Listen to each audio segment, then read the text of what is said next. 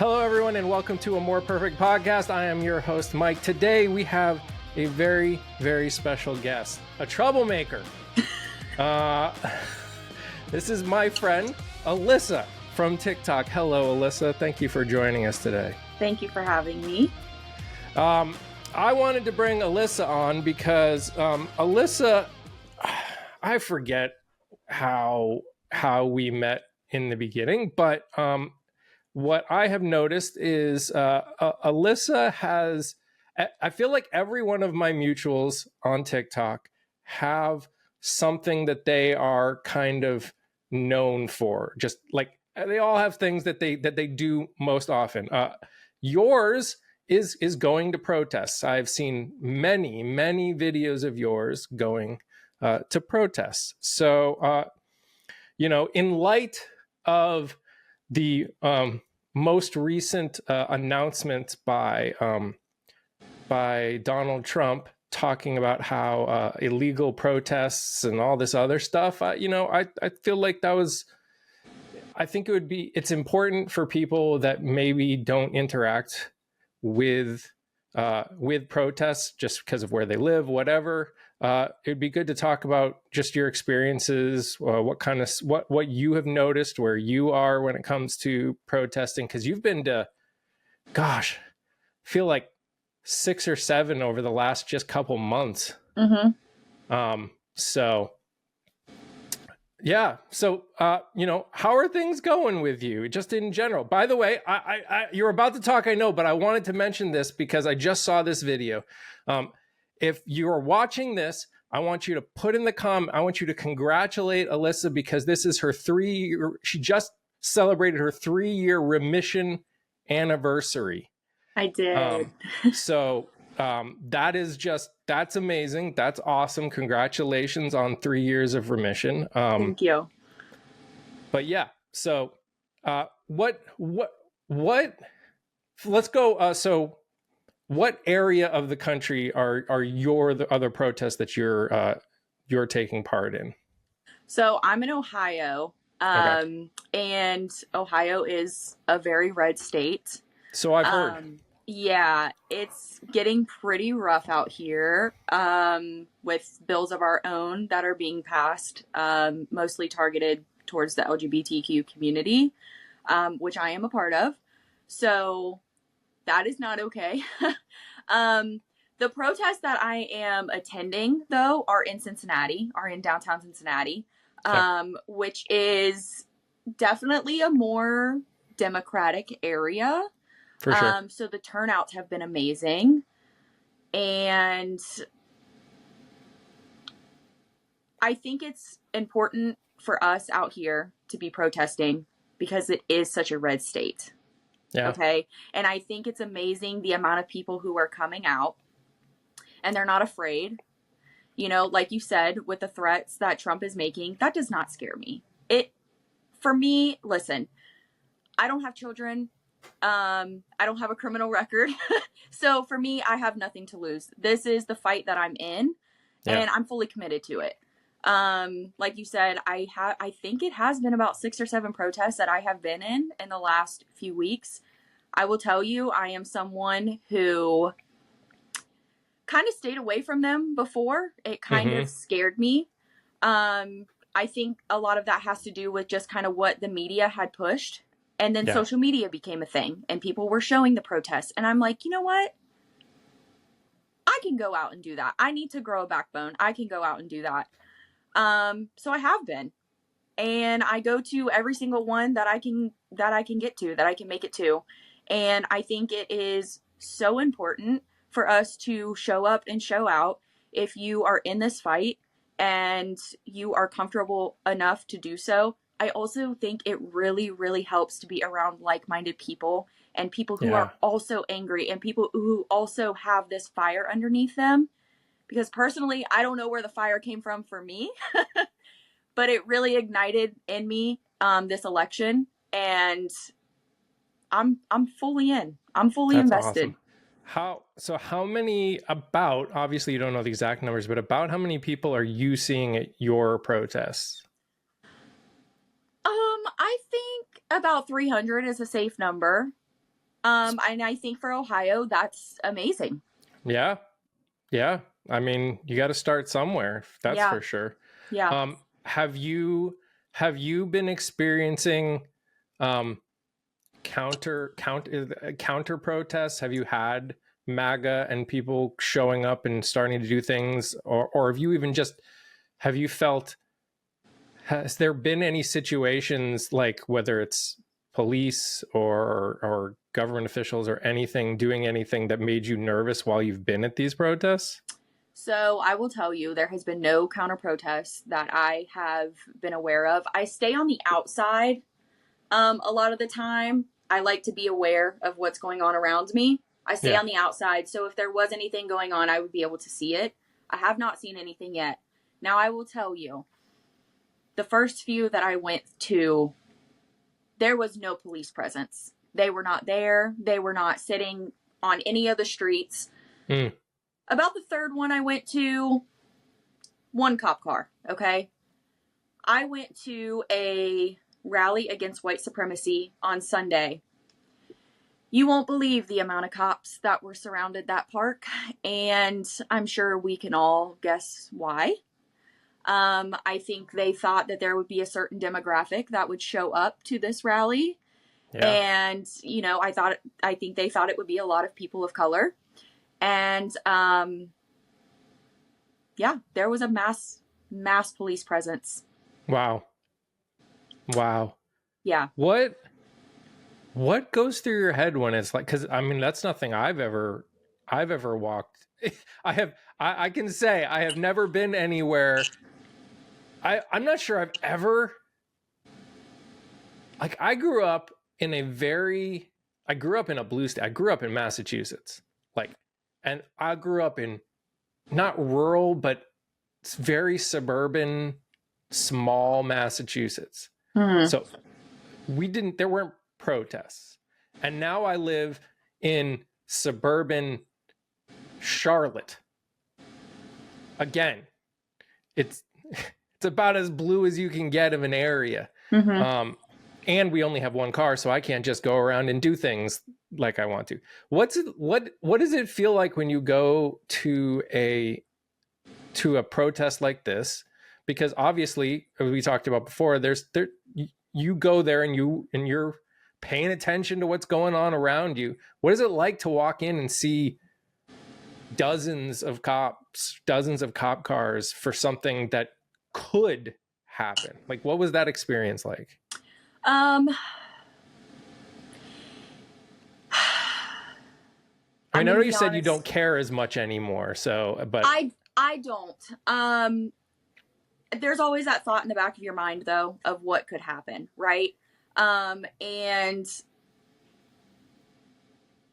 it's not so much me that I get nervous for as a white woman. I feel confident saying that. It's not me that I worry about. It's the people around me. You know, it's the speakers who are using their voice. It's the people who have maybe a sign that's a little questionable, not to me, but you never know what they could see it as. Are they seeing it as a threat? If it's one thing I've learned over the years, it's you just need to expect the unexpected at any time. And as a white person, I need to be ready for anything that happens. Because if I do see something break out and there is an officer who is wrongfully doing something, again, I have nothing to lose. So not only am I there for the protest, but I am there to protect the people that are around me. Yeah. So that's my thought. I don't worry about me. I worry about other people. That's, yeah. I mean, that's really, that's amazing. That's awesome. Yeah. That's really important. Yeah. So a lot of this community that I'm forming, obviously you and I, while we have talked, we haven't talked really deeply on a lot of what I do over here, at least. One of the things that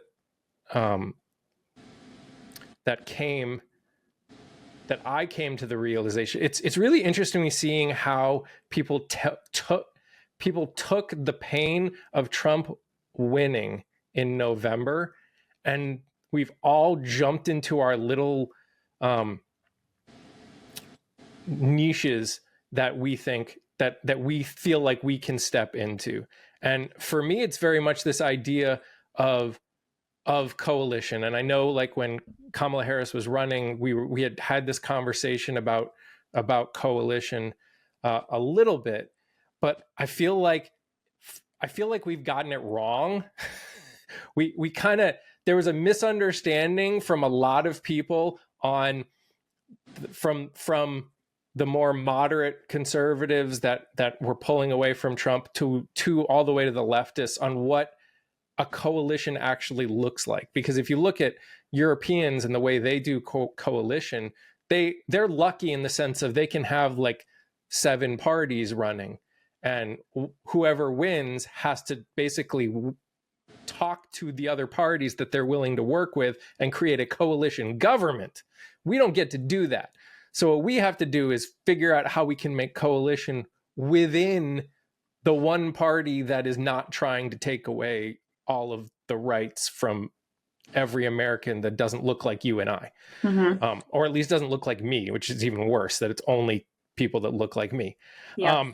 So kind of what I'm trying to do is come at all of this from, we need to figure out some fundamentals that hold us all together, with the understanding that there's going to be potentially a lot of stuff we disagree with, but we got to start somewhere, because we can't have Trump and MAGA after this. We just can't. No, absolutely. It hasn't even been 7 weeks. It boggles my mind that we are not even 7 weeks into this. And I know. I know. So what, I come at people of, look, we need to learn to agree on fundamentals and disagree on everything else right now. And then we also need to start becoming more involved in our community and in voting in primaries, especially primaries, because I just keep trying to tell people, I'm like, if we all voted, if all of us more progressive, like, I don't consider myself anything, but in terms of the way I want society to be, I'm pretty dang far left. And I'm just like, if everybody who felt that way, if there are people that felt that way that were running in the primaries, and everyone who felt like me voted in the primaries, you could literally change the Democratic Party like that. Because you could get half of the people that are running for office, be far left. And that, just like Republican Party changed because of it, you could change the Democratic Party.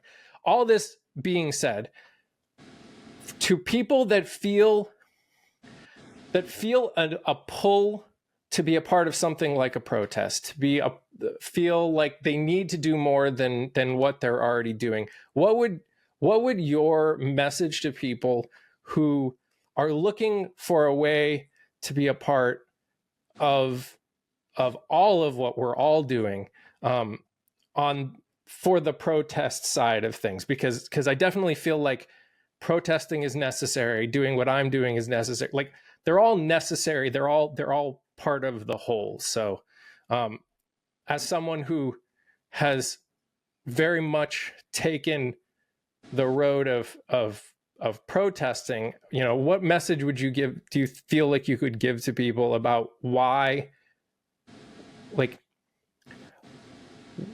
what? Because obviously people are nervous about it. That's probably the thing that keeps people from protesting the most. Just, if you had a message for people that were trying to find a way to get involved, what would your message be on the potential of protesting, I guess?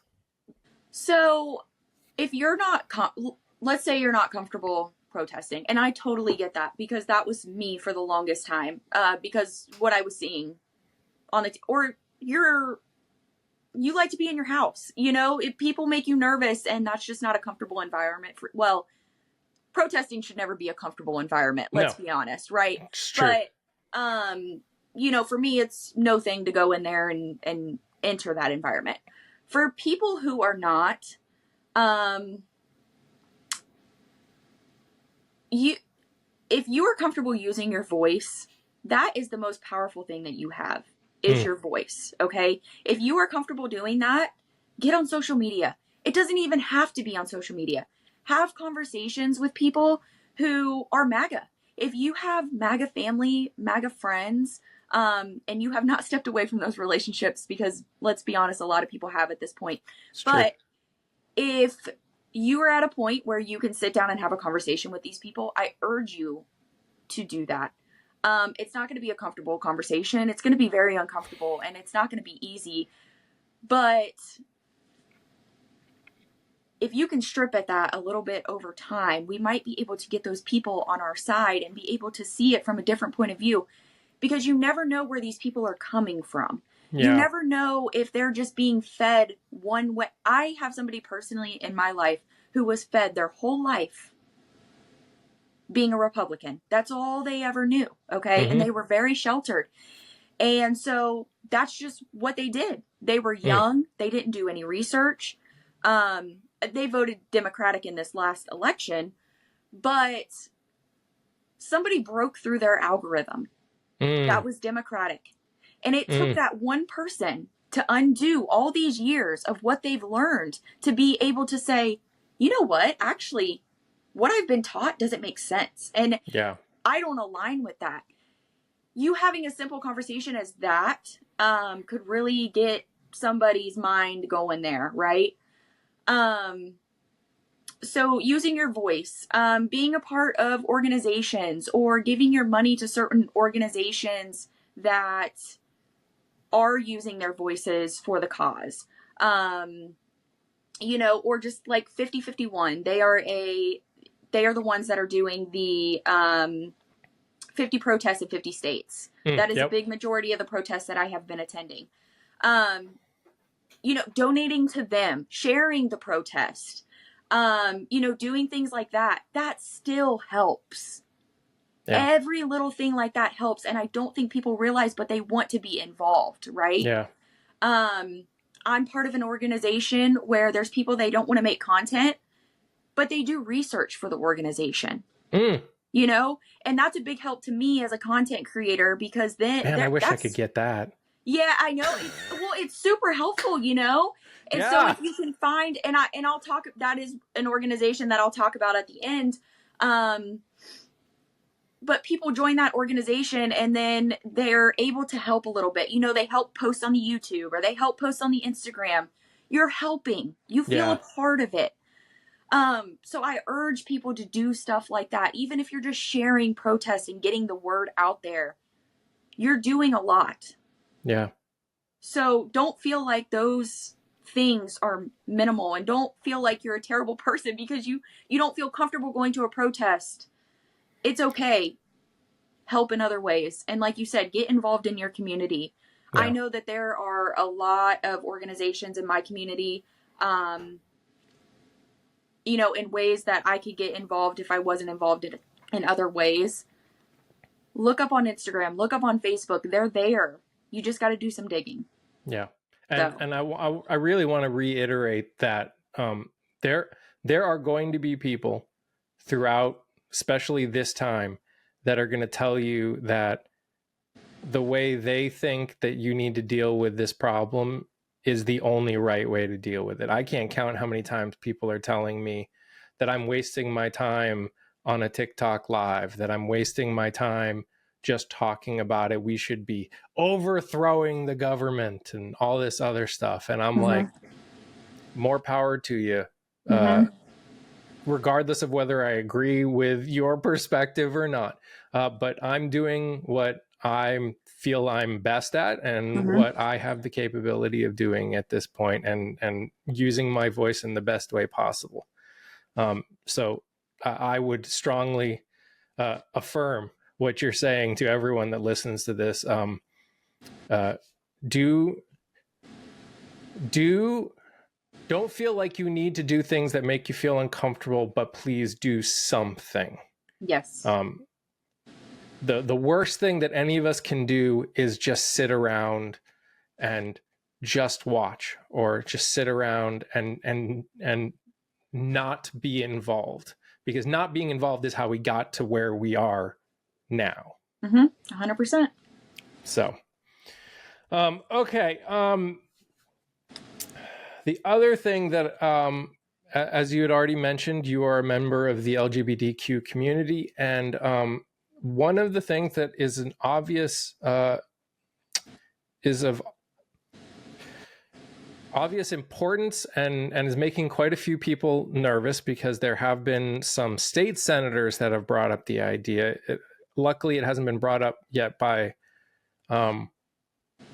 any attorneys general, or no law has officially been brought forth on it. But after the overturning of Roe v. Wade, one of the things that most people were nervous about was the overturning of Hodges versus Obergefell, which, for those of you that don't know, is the Supreme Court decision that made same-sex marriage legal in all 50 states. So I'm interested in your thoughts as someone who's a member of that community. Is that something that you fear yourself, you're hearing about? Is there anything that you're hearing that maybe the people that are listening aren't, that have to do with that? So this is something I've feared since 2020, and people called me crazy. So it's definitely been on my radar. Long story short, me and my wife were supposed to get married in July of 2020. COVID hit. Ooh. Yeah. So we, my big dream, beautiful wedding that I planned for a year and a half, I was going to have to push until next year, which was fine, fine. And then Amy Barrett was appointed to the Supreme Court. And everybody around me called me crazy because I replanned a whole new wedding in a month. And we ended up getting married December of 2020. It was not my dream wedding. I loved it.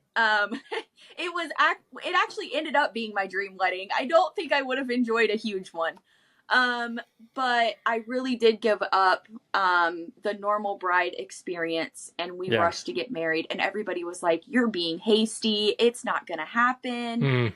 And we did it anyways. And then 2 years later, we watched Roe v. Wade get overturned, and I said, "See?" Because, everybody said they won't overturn gay marriage. That would cause a big rift and all this stuff. And then they overturned Roe v. Wade. And I said, I wasn't so crazy, was I? I wasn't so crazy. Because what makes you think, if they overturned Roe v. Wade, what makes you think they're not going to go after gay marriage? Yeah. So, it is something that there have now been, and I have not looked recently, but from when I looked the other day, there have been 9 states that are urging the Supreme Court to look at this. And I don't put it past them. That really is the problem with the Supreme Court as a whole. And I've mentioned this before. There's this misunderstanding that somehow the Supreme Court, I feel, and this is partially from me growing up, there's this idea in people's minds that the Supreme Courts somehow use established law to make decisions, but really what they do is make opinions about what our forefathers meant when they wrote anything in the Constitution. Mm-hmm. And I never thought until the overturning of Roe v. Wade how dangerous that reality is.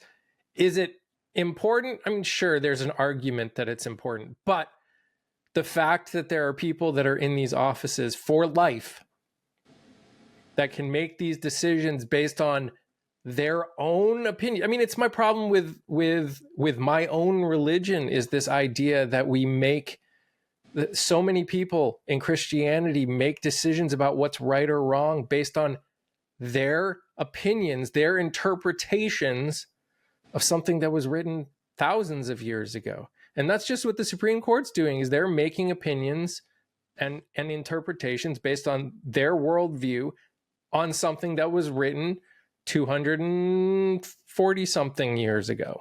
Mm-hmm. Yeah, and that's where I know you've been on a live with me when I have started to talk about religion, and it's something that when I talk about it, I don't want to offend anybody. I just like to tell my side of it and how it's been weaponized against me. Sure. As somebody who is gay. And it really does bother me that there is supposed to be a separation of church and state. Yet these people who are in this position for life are using their religious beliefs to make decisions as a whole for everyone else.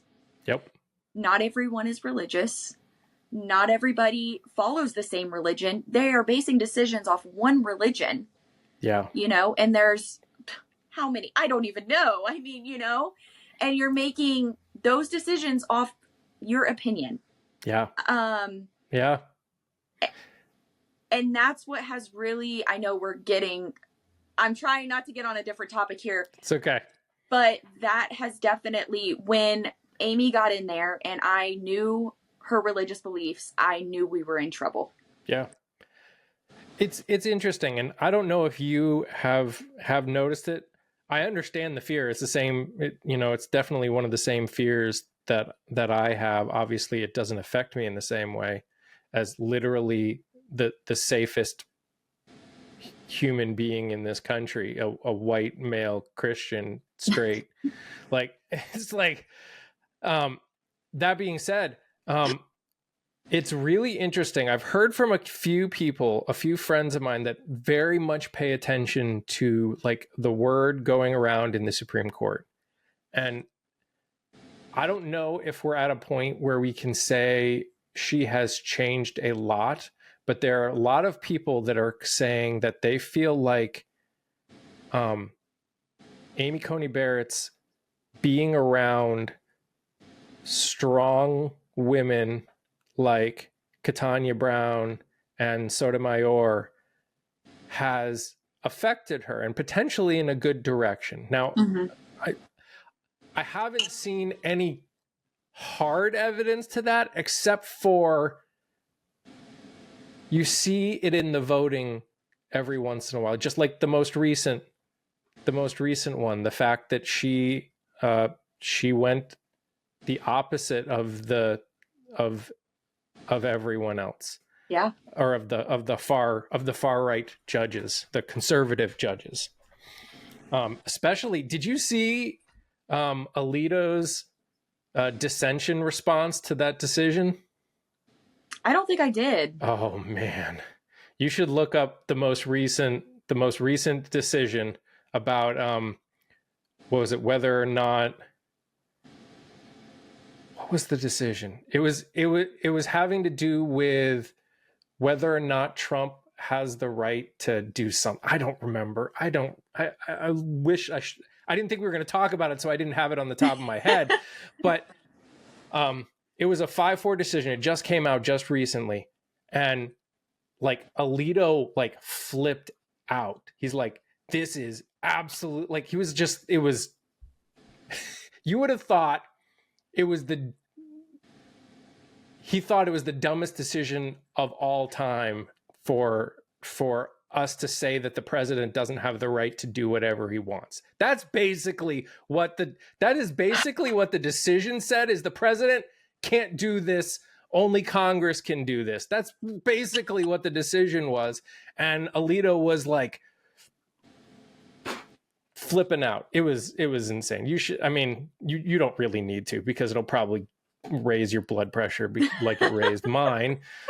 But it really I've said this multiple times that I think we're in the midst of a societal shift in this country. Mm-hmm. This is why the far right, the super ultra conservatives, are doing whatever they can and going farther than they have ever gone before, because they see the change, they feel the change, and the change scares the living shit out of them. Mm-hmm. At some point, they will pull so hard that we'll snap forward. Because Yep. I don't think, whether they agree with it or not, globalization is not something that you can just stop. The train that we have started is not something that you can just stop. The Republicans have held office in 2024. I truly believe on the 100% reality that there is a large portion of this country that does not feel the need to be involved. Mm-hmm. And as these things affect them more, they will start feeling the need to be involved. And that's when things will start moving again. Yep. I would agree with you. So if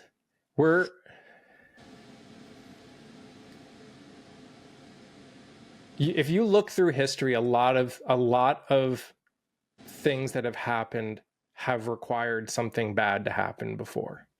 The Great Depression brought us the New Deal. All the horrible things that happened during the Civil Rights Movement got us the Civil Rights Act. That's just Americans are stubborn people. Yeah. Oh, we're going to have to be dragged down to the depths of hell before we get back. It's going to happen. I know, but I don't want to. I know. I don't want to go to hell. I hate to say that because I know people already have a ton of fear, but I just want people to be ready. Like, we probably haven't seen the worst. No. Unfortunately. Again, 7 weeks, guys. Yeah. 7 weeks. It's crazy. I mean, I know you have another job. This isn't my only job, but because of my current situation, this is the one I spend most of my time on, is doing content creation. I can't even keep up with everything that is happening every day. And this is what I get to spend most of my day doing. Yeah. And we're only at 7. We're not even at 7 weeks. We are still 2 days away from it being 7 weeks. Yeah. Oh, That's he's given us the insane. content. He's given us the content. No, the hardest part is deciding which content to actually make it, because TikTok will hurt you if you make too much content. Mm-hmm. Unfortunately. It's yeah, it's almost overwhelming to decide what content to make, which is hilarious. My brain too. like cannot. I try to focus on things that maybe people aren't talking about as much, that I don't see talked about as much. I try to focus on that. But at the same time, I'm also like, this is current and I need to get it out there, so people know. And so, yeah, no, I get you. For me, it's when there are people like Aaron Parnas out there who make so much content about everything that's going on in the world. I'm like, I think I'll make content about trying to reach people and what they're feeling at this time, instead of just talking about what's going on in the world. Yeah. Because there are a lot of good content creators that are getting the information out there, and as much as I would like to have their audience, I don't think I'd want the stress of having to get every bit of information out at every moment like they do. Aaron Parnas looks tired. He's made a video about how tired he is. He looks, and Midas Touch, he's great too, but yeah, he just had a newborn baby, and I'm like, how do you keep up? They have people, well, Aaron doesn't, but Midas has people that probably help, just like Pod Save America do and all that other stuff. If anyone Yeah. wants to help me do research for the content, I would be ecstatic for that. I don't make any money yet, but someday, you never know. Yeah, this is just an interesting question for me. What over the past 7 weeks has happened that has surprised you? Because I feel like before January 20th, we knew stuff was going to be crazy. So we see it happen. And there's a part of you that kind of goes, like, feels shocked for a second. Then you think about it and go, yeah, that's not surprising at all because we knew this was coming. Has anything in the last 7 weeks really surprised you that Trump or his administration has done or said? There are actually two big things that stick out to me when you ask that. The first was the nightmare that happened between him and Zelensky and JD Vance in the Oval Office. Yep. That shook me to my core for quite a few days. I don't want to say I wasn't shocked by the behavior. No. I guess I'm shocked about going against our allies is what I'm shocked about. Mm. And then the other thing was his lawyer coming out and saying that this is not direct quote of what she said, but basically veterans. You're talking about Alina Habba? Yes, thank you. I've been trying to think of her name all day, actually. When she said that maybe veterans don't deserve their jobs right now, coming from the party who says that they back veterans, that really did shock me. And this is why I think at some point things are going to be okay, because like they're looking at firing 80,000 people from the VA. Mm-hmm. A quarter of those are veterans. Mm-hmm. Yeah. When those kind of statements are the things that are shocking me to the core. And honestly, if you listen to what people are saying in the town halls, if you listen to what people are when they're being interviewed, the ones that are paying attention at all,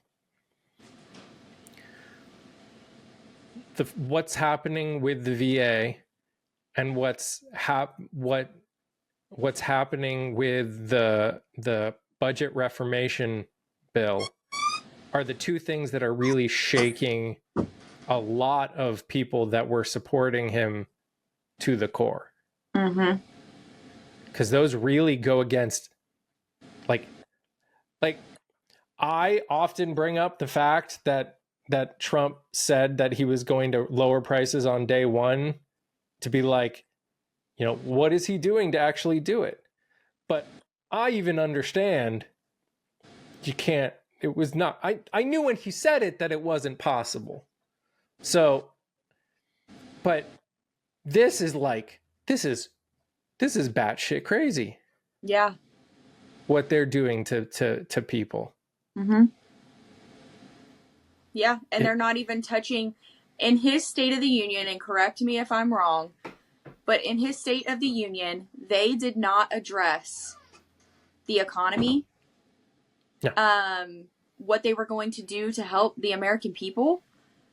And for an administration that was your big campaign run right there, for you to not touch on that at all. And it was 2 hours long? Yeah, almost. And the funny thing is if you listen to what he said, I think the reason he didn't say it is because in his wackadoo mind, he actually thinks that America is already great. Yeah. Just by what he has done in the last 6 weeks. Mm-hmm. And I'm just like, where the hell could you get that idea? Like some days it really feels like we are in the Twilight Zone, because that is the only good possible explanation for people. That is the only explanation that can come into my mind when one of the people who's in charge of the economy in this country will go on the news and say with his full chest that tariffs do not cause inflation. When literally every economist on the planet says that tariffs, depending on how they are done, cause inflation, especially when you do them the way that Trump is talking about doing them. Mm-hmm. And to sit there and just say it straight up that they don't, it's like how are we living on this planet? How? It's weird. It's just weird. It is two different mindsets.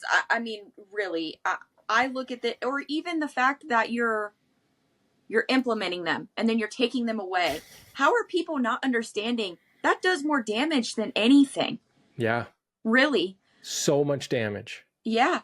And these people just are not, and of course they keep moving the goalpost, right? It's. Yeah. Negotiations. That's the new one. Mm-hmm. Oh, the only reason he's not doing it is because he's negotiating. Yeah. And it's like, oh, I'm sure there's negotiations going on, but that's not why he stopped it. Just for everyone listening, if you don't know, the reason that he stopped the tariffs this second time is because the CEOs of the 3 American car companies called him up together and were like, this is bad, you can't do this, please stop. So he did. Why? Because his wealthy friends told him to stop. Yeah.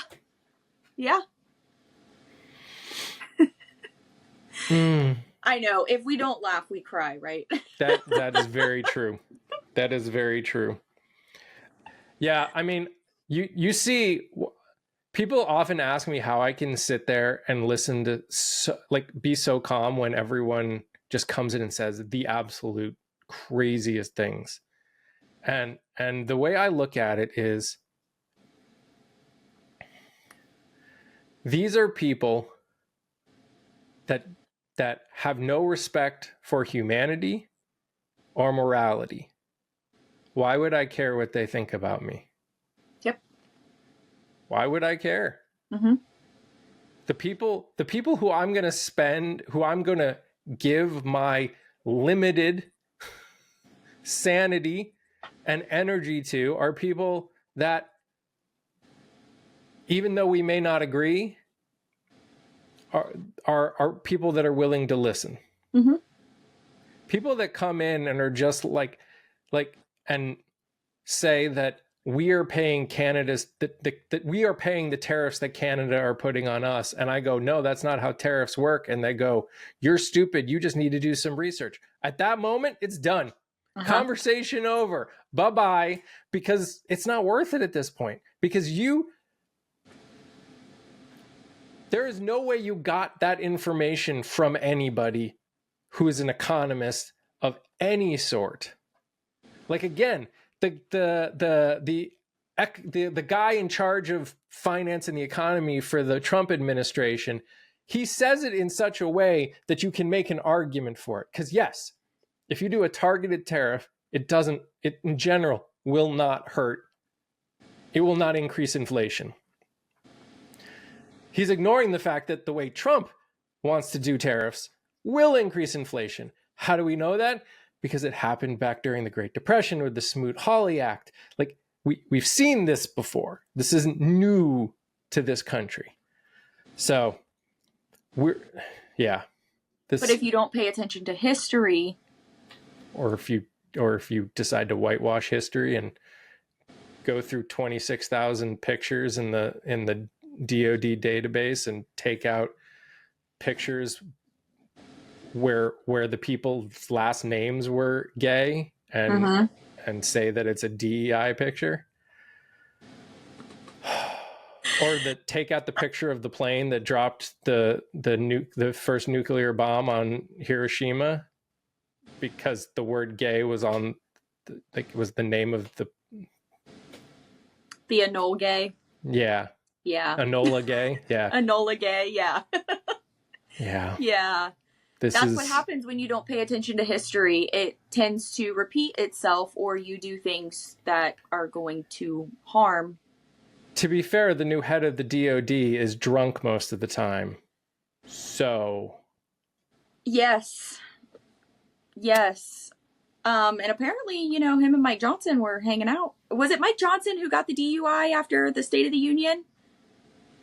No, it was one of his aides. Okay. Why did I think it was Mike Johnson? That would have been hilarious. I don't know why, but that was one of my. I was like, well, he must have been hanging out with him. You know, because Mike Johnson, he takes being, his being pure in all accounts very seriously. That's why him and his son have an app on both of their phones to make sure that they don't look at any unsavory things, so they can keep each other accountable. His 14-year-old son. Yeah. Okay.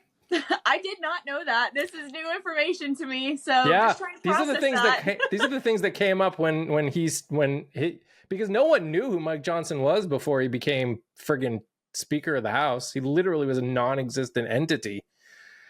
But yeah, that was one of the things that came out about him, was that him and his 14-year-old son basically had apps to keep an eye on what the other person was looking at on their phone. Does that kind of stuff not concern the Republican Party? They just voted for a guy who committed 34 felonies. Yeah, so no. No. No. They voted for a guy who straight up said that he could shoot someone on the steps of Trump Tower and not lose any votes. Yep. And loves the poorly educated. And so many other things that no sane person should vote for this. I mean, I didn't like him the second, I grew up in Massachusetts. We all knew who Donald Trump was. Yeah. We all knew who he was. Yeah. Second he came down the elevator, I'm like, how is anyone? No, literally said no one would be stupid enough to vote for this man. Well. And yet some people were were 3 times. 3 times. That is just wow. The 2028 election, I'm not going to spend much time talking ever about the 2020, but the 2020 election is going to be absolutely insane. The Democratic Party and the Republican Party are going to be both open primaries. I'm honestly interested to see what happens in the midterms. Because I keep saying I think that's enough time for, okay, not even 7 weeks, and there has been enough done to affect his voters, right? But I think by that 2-year mark, or it's a year or 2 years? It's 2 years. Okay, 2 years, yeah. I think by then these people are really going to be affected. We're going to be deep into it at that point. And I'm very interested to see how people vote in the midterms that are maybe not your extreme MAGA right now, but I definitely think that there's some Republicans who are already starting to, and it seemed to have started when he had that meeting with Zelensky. Well, yeah, because when I just one of my community told me about it. There was a poll that just came out that said that in America, Putin has a 4% approval rate. I'm surprised it's 4%. I don't know how it's 4%, but it's probably the Russian agents that are in the country that answered that got it to the 4%. But yeah, I could totally see that. One thing that interests me is whether or not what's going on now will affect the 3 special elections that are going on. There's 2 in April in Florida, And then the New York one hasn't been announced yet, but that'll be happening probably May or June. Because if that happens, I think they take the majority or something like that. It's either they take the majority or like literally they can't lose any votes. Like they literally, if they lose any votes for anything, it's or someone can't be there. If one person can't be there, they can't pass legislation. Mm-hmm. I think New York will be an easy one. Okay. Florida, I don't. I'd be interested in the New York one because the district has been a pretty red district. I think it's Long Island or something like that. Okay, so then I would fear for that. Yeah. They are staunch MAGA. Yeah. Yeah. But we'll see. Again, a lot of crazy things are going on. Listen, Trump's approval ratings are dropping. Mm-hmm. The stock market is crashing. Yes, that is going. 401ks are being affected. People's money are being affected. That seems to be what the Republicans care about the most. So I think once you start touching their drum set, they're not going to be happy about that. So I don't know. I think the special elections, I think we're still maybe going to see unfortunate things come out of that. But I think midterms, we have a chance to turn some things around. Nothing would make me happier. We won't be able to take the Senate, but we definitely have a good chance of taking the House. I mean, let's be fair. In the end, if Jim Jordan, Lauren Boebert, Marjorie Taylor Greene, Jim Comer, is there anyone else in the House? Those are probably like the big four that now that Matt Gaetz is gone and Elise Stefanik is gone, I really couldn't stand either of them either. But if those four disappear, I will consider that a win. Yeah. Just on its own merits. Because holy moly. See, unfortunately for Marjorie Taylor Greene, wow. In her area, I believe it is deeply red. And I also believe she lives in an area where there's gerrymandering. I believe that's where her area. Georgia? So, I mean, that wouldn't surprise me. Yeah, I think that one's going to be hard, but yeah, that would be major. Boebert's another one that I just cannot stand. I want to put this. So, Lauren Boebert has been pushed to be censured because she, in an interview, trying to find out exactly where it is. So she went on the news and with her full chest was talking about Al Green when he stood up during Trump's speech. Was complaining about him and then said, used the term shaking his pimp cane. For those of you that don't know Al Green, he was around during the civil rights movements. Like he lived when bathrooms were segregated, when buses were segregated.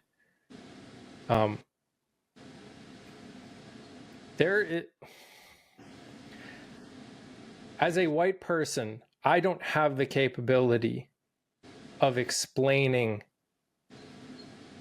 in a good enough way how bad it is for a white woman to say that about a black man.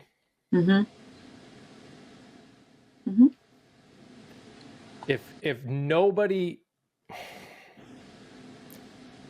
this is, I don't know. These are where it gets hard, right? This is like, how do we move forward? we hear a lot of people talk about how we have never been this divisive in this country.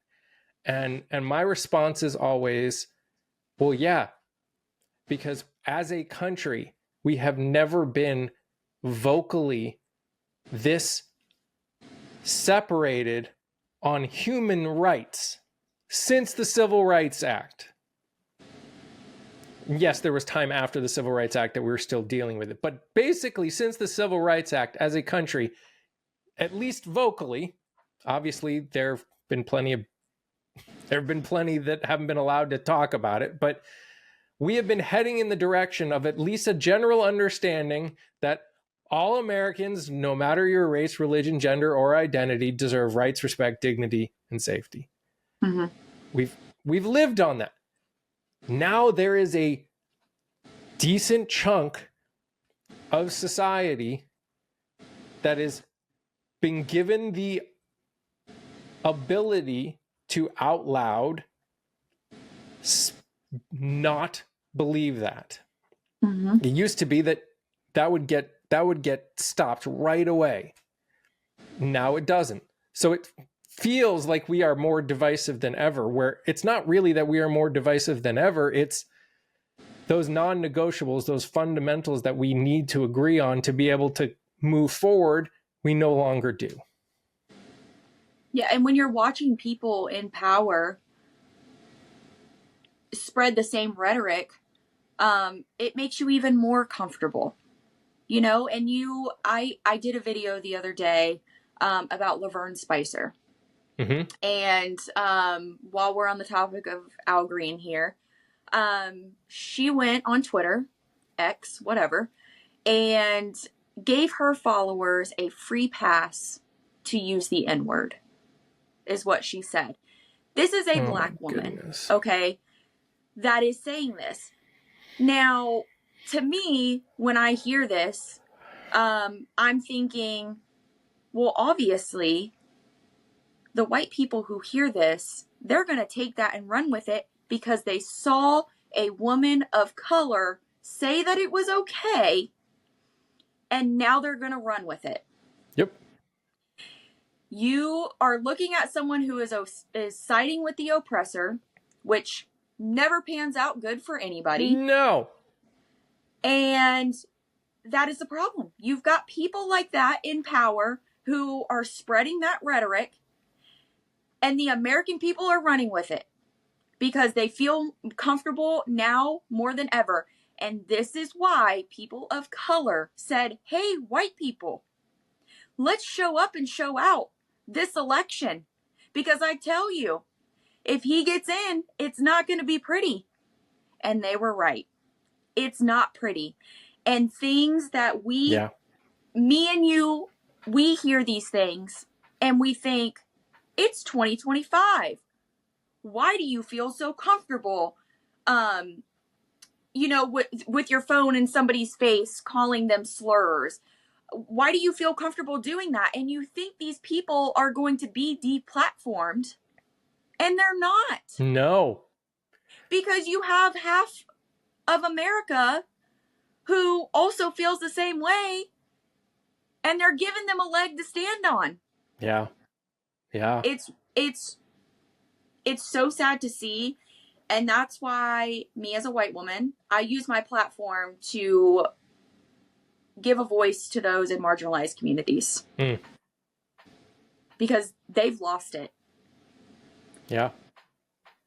And they're being discriminated against more than we've seen in a very long time. That's true. That's really true. And it's really frightening. As a person with a child, with a daughter, I always grew up with the idea of making the world better for your kids. And it is extremely disheartening knowing that my daughter, who is about to become an adult, is not inheriting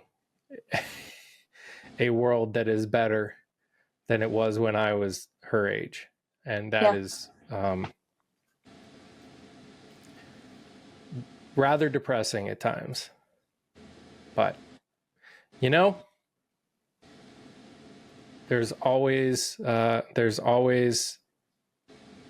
calm after the storm, and we're just in the storm right now. The one thing that I keep trying to tell myself and remind myself is, if you are a member of the Black community, if you're a member of the LGBTQ community, you've been dealing with this stuff most of your life. Mm-hmm. For decades, for centuries, for millennia, depending on where you grew up, where your relatives grew up, or other members of the community. In the moment, 4 years feels like a lot. But if the Black community can go from being slaves to the Civil Rights Act and everything in between to get there, we can step it up and live with some difficult times to make the world actually a better place. So, okay, on that light note,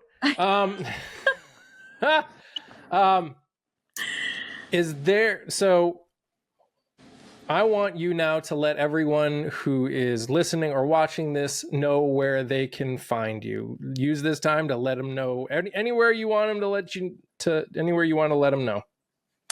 So I am on mostly every platform as Alyssa's World. Alyssa_world _ It'll be right here. Beautiful.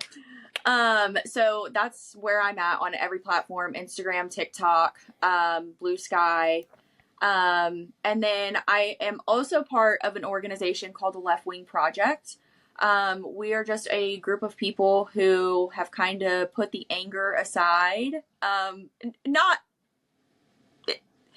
We've learned how to channel it better. Let's just say that.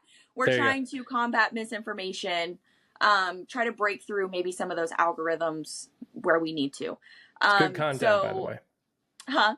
It's good content, by the way. Yeah. So the Left Wing Project, it's also Left Wing Project on all platforms. I think that is a great platform to follow, because it gives all different kinds of perspectives. And yeah, that's what I'm doing. That's great. Thank you so much for hanging out with me. Thank you. It's great to actually get to spend some time and get to know you and talk to you about what's going on. So we'll have to definitely look at doing this. Hopefully we can go longer than 7 weeks before we have so much to talk about again. That would be nice, but I'm not hopeful on that. To everyone listening, like and subscribe, comment, do stuff to help make a more perfect podcast, reach more people. We truly feel that what we're doing here is something that's important and needed, which is learning to have tough but important, good conversations, not debates, conversations where we can grow and understand each other and actually make this world a better place for all people, no matter who you are. Again, Alyssa, thank you. Everyone, hope you guys have an amazing rest of your day, and we'll see you on the next episode of A More Perfect Podcast. Bye, guys. Thank you.